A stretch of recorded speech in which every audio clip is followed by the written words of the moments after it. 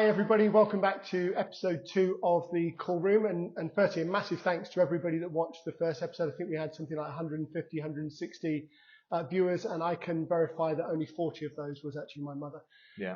But thank you for coming back and watching again. Please like and subscribe to the channel, because we are going to use this as a way to share as much information as we can moving forward. So as always, I'm joined by James Stannard, our head coach. Yeah. Hello. And we're going to cover 2 or 3 things today. So first of all, we're going to have a bit of a recap of recent competitions that we've had over the last few weeks. Secondly, we're going to talk about some of the things that sit around the training that we do, like pre-pool, post-pool, nutrition, energy levels, and those sorts of things. And please do keep watching right to the end, because we're going to share a bit more information around what's going to happen over the festive period, the training schedule, and some ideas that James has got for some events. Yeah, good. So away we go. Yeah. All right. So James, as always, very, very busy few weeks. We had the Nova meet over at Nottingham. We had the Spalding meet. I think that was last weekend. And as we're recording this, we've got the Snowstorm meet coming up over the next couple of days. So maybe let's start with the Nova meet. Maybe just some reflections from you. Yeah, no, it's a great meet. It was a period where we've had probably a couple of meets leading into that. So for some swimmers, that was probably their third weekend of racing. So this week is now week 13 of my little plan. So on there we had some good swims, and it was more about us, probably some people trying to get winter national time, some people going in and racing and working on different skills in training. There was a few highlights. I know one of the swimmers, Darcy Wood, got a couple of medals. I think we had a few other medals. So I was really pleased to see some of our juniors coming through, racing at an event that quite a high standard event. So that was fantastic.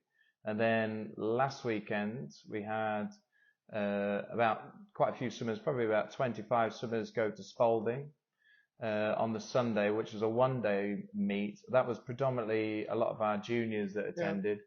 A small event, I think it was us, South Links, and a club, March Marlins, I believe, that attended that meet. But what's fantastic, I think pretty much everyone that attended came away with medals, and just had a good time. I know it was some tough racing, because a lot of the swimmers, they were back to back. They'd swim an event, and then probably a few minutes later they'd be going again on the next event. But fantastic experience. Brilliant. And at this time of the season, I mean, of course, we can all get focused on the times that swimmers do and where they finish in a race or in their age group. But actually, at this point in the season, you said kind of week 13, it's really about the process goals that we're focused. So when you're poolside and we're at those meets, I know Hannah was over at Spalding, and you're trying to assess how well a swimmer's doing and how well they're progressing. It's not always about the time, right? No. So, and I guess as a club, it's trying to have that focus on doing the small things well, and we talk about being process driven. So, and we haven't got an unlimited source of pool time and things like that. So it's trying to have the thought process of, right, what do the swimmers do in terms of their skills and technique? And a big thing is a focus on kicks underwater. A big thing is making sure their turns are quick. Over the last couple of events, some of the swimmers on their turns have been slow. So within training, we've been, and this is for pretty much all the groups, we've been really working on trying to be from that last stroke to the feet on the wall and under a second, and trying to be faster. So that's been based on the feedback of the last couple of events, trying to be a bit better, as well as, you know, working off the wall. So these things, this period of time, so important, because it provides us a springboard for early next year. Yeah, absolutely. And we've got a busy weekend coming up in front of us. So we've got the Snowstorm meet that's coming up, and it was definitely a little bit snowy when I got up to bring the kids to training this morning. So tell us a little bit about the Snowstorm meet and why it kind of sits at this point in the season, because we've got counties coming up just like 6-8 weeks away. Not long at all. Yeah. So last year we did the snow pen meet, or Snowstorm meet.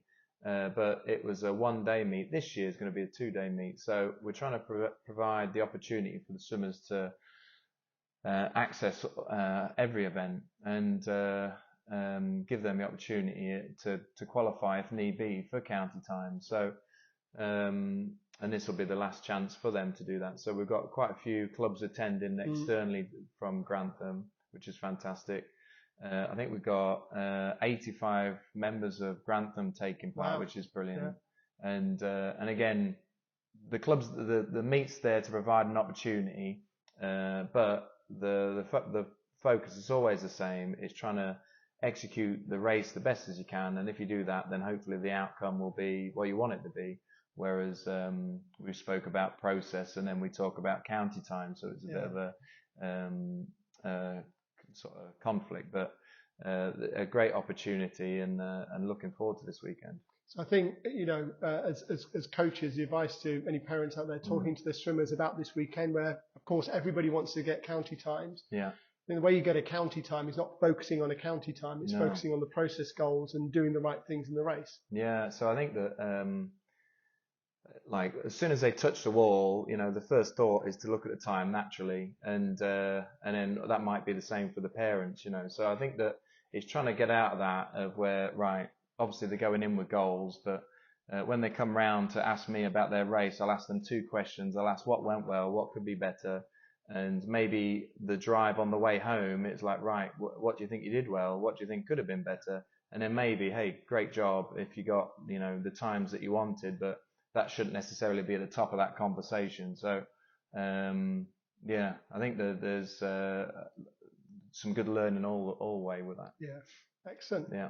All right, well, let's shift gears a little bit. We've talked a bit about kind of events over the last few weeks and what we've got coming up now.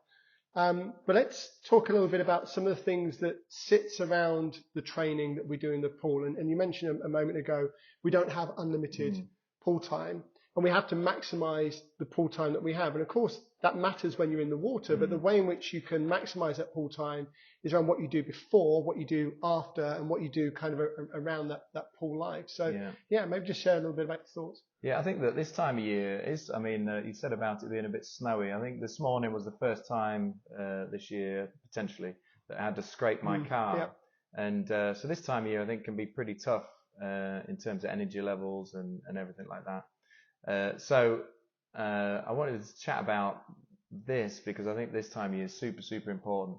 And part of what we do as a club is we set up a little bit of a pre-pool routine where we go through things and we're trying to prepare the body and the swimmer mentally to get ready to do the training. So just for some of our newer parents who are kind of watching for the stands, this is where we have the kids poolside for 10-15 minutes before they get into the water. That's what we call pre-pool. Yes, and they'll go through a set routines. For the younger ones, Coach John will go through some little exercises before as they go into county squad, they start to have a bit more of a routine to it. So we put together some exercises based on recommendation from Swim England to get them ready for the pool rather than just getting in. So when I swam, it'd be a matter of rocking up and then I'd be jumping in the pool. So trying to be a bit more prepared with that. And I think that's important when we talk about, and as I'm sat slouching, talking about posture, talking about just readiness to train.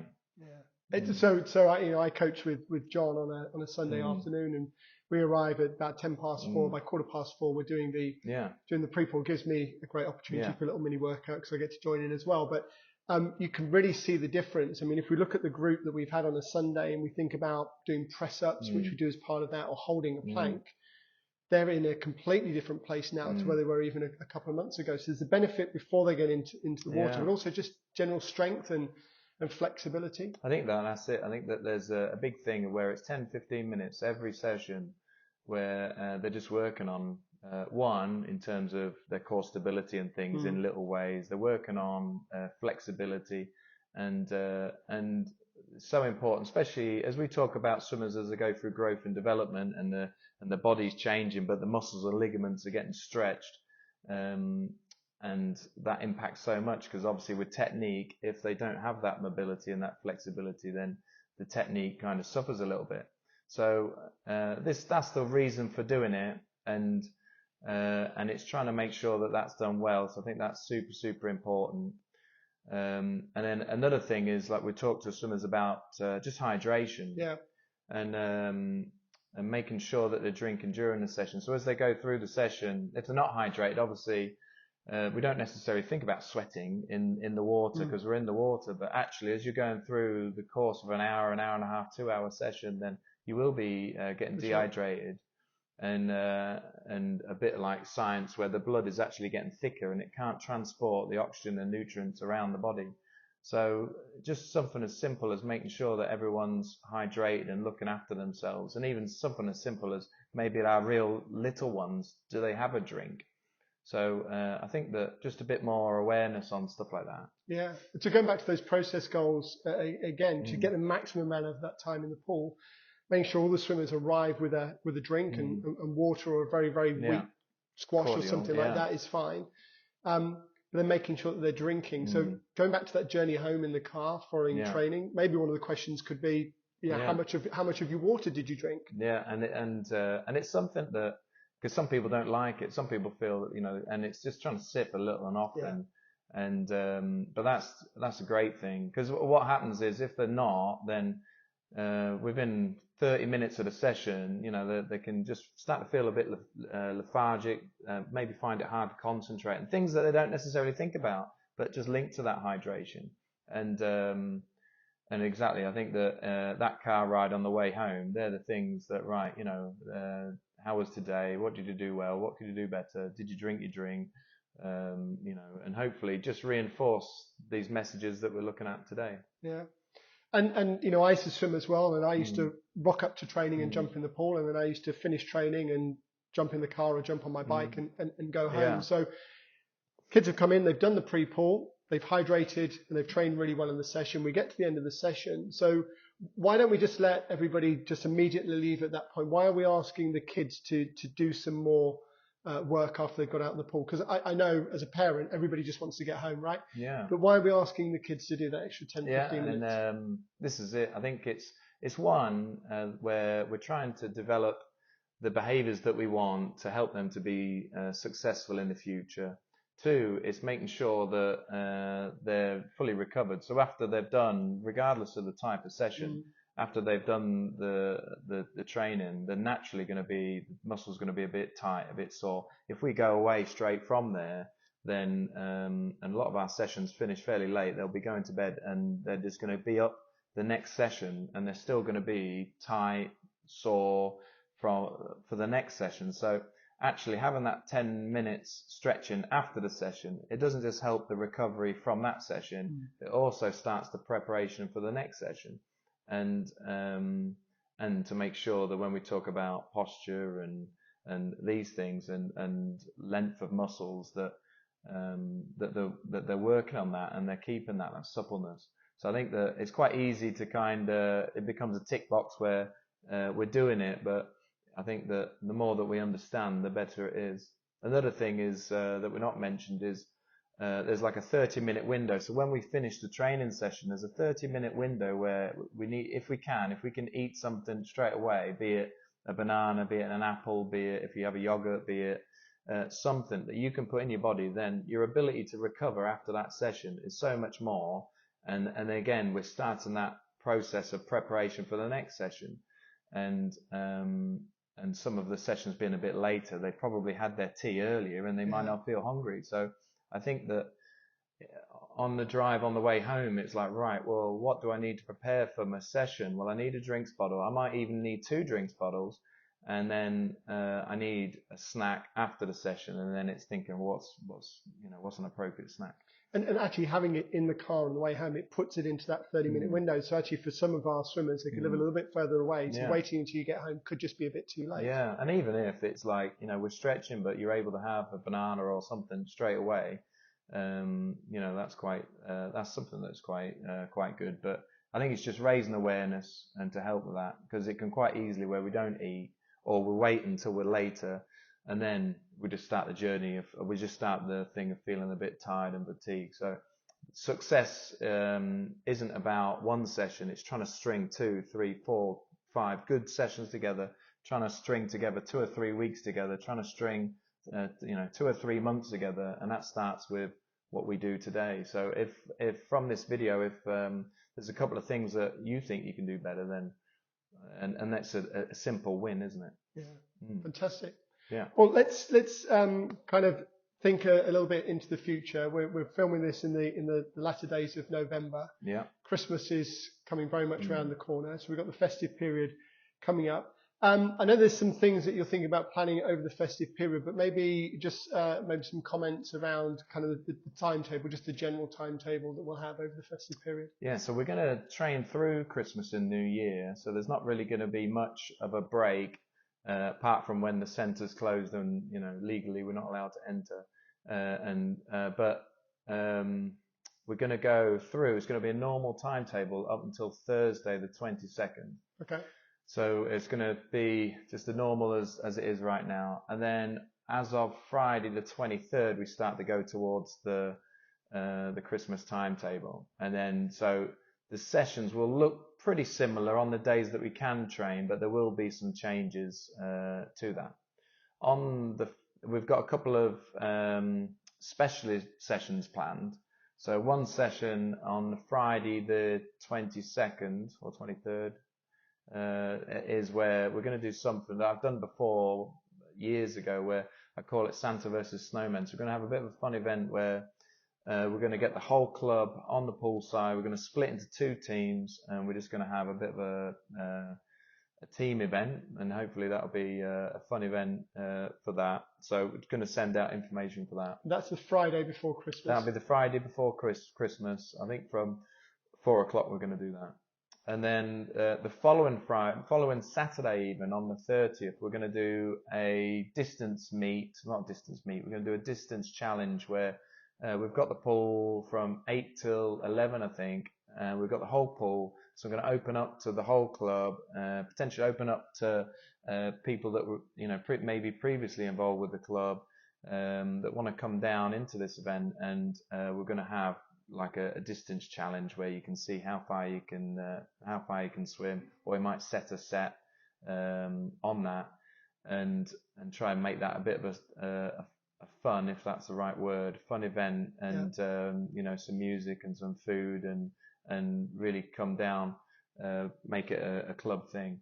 And also I want to do it where we're looking to link into a charity and raise some money for that. So I think that would be quite nice. Yeah, really good. So an opportunity to burn off a bit of turkey before the new year. And finish 2023 in style, and try and provide a springboard for next year. Yeah, and when we come back, it will be very, very soon into counties as well. And that's probably another thing where entries are now starting to go in. So literally, what would it be, the last week of January that we start with counties. So, last 2 weeks of counties of January.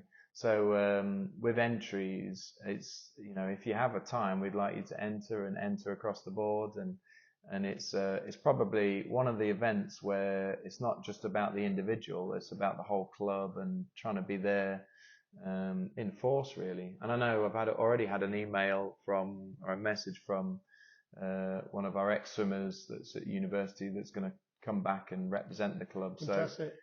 So I think really looking forward to next year's counties. So it's a real highlight of the year and kicks us off well.